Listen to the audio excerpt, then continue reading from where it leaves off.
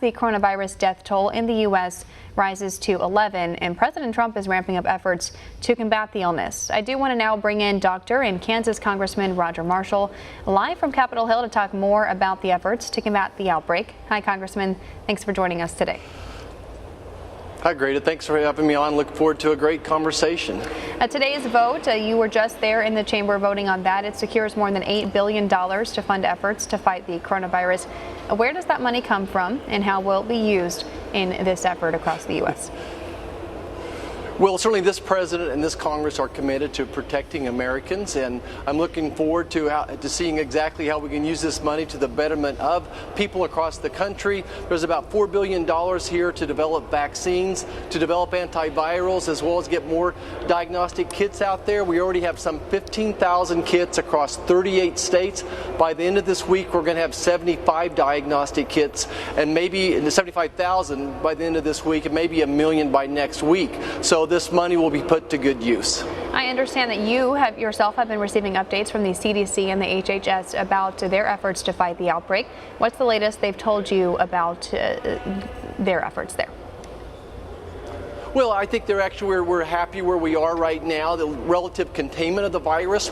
We certainly knew this virus was going to go into this country. I think so far our processes are working. You know, for years we put together preparedness drills, getting ready for a moment like this, for a possible pandemic.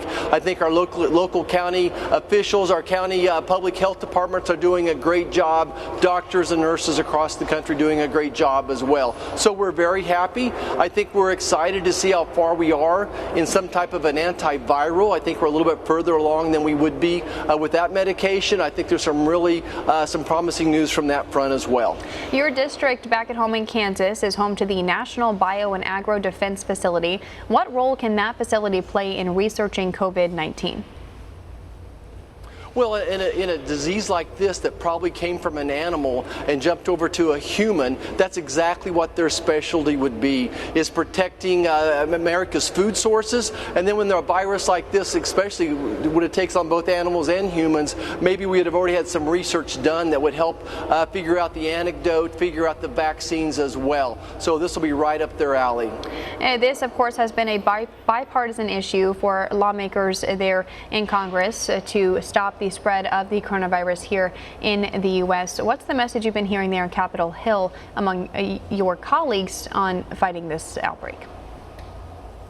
Well, I think number one, that this is a time to be prepared. It's not a time to panic. So this is a time that we're all trying to get a message to our folks back home, is you need to be making a plan. So working with your local county public health officials, whether it's a workplace or whether it's a place of worship or where your children are going to school, that your community needs to have a plan, that if a person is suspected of having this virus, how are they going to be tested, and how are they going to be isolated so we can contain the virus, track down those contacts as quickly as possible.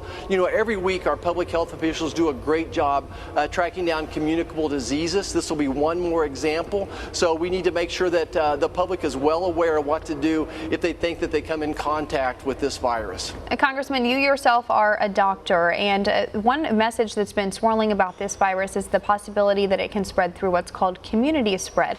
Explain for our viewers what that exactly means. Well, I think that when you think about the seasonal flu, that is just spread through the community as opposed to coming from the outside. The people that were in China that flew back here, or they were on the cruise ships, we wouldn't necessarily consider that community spread. But when it comes back to this country and it goes from person to person, and we really don't know who started that process, who started that domino. And that's why it's important that all of us do the common sense things, wash our hands, try to not go into crowded places. If you think you're sick, stay home for a day or two. You know, if you've been traveling out of the country, I wouldn't go to a nursing home. Some common sense prescriptions is what I would recommend. All right, Kansas Congressman Roger Marshall joining us live from Capitol Hill to talk about the latest efforts to combat the coronavirus outbreak here in the U.S. Again, the House has voted to pass that $8.3 billion spending bill for that effort. That's moving on now to the Senate, likely to be sent to the president's desk. Thanks so much for coming on the show today, Congressman. Thanks for having me on. Want to see more videos like this? Click on the link below and subscribe to One America News on YouTube. And call your cable provider and kindly demand that One America News is added to your lineup. Call and subscribe today.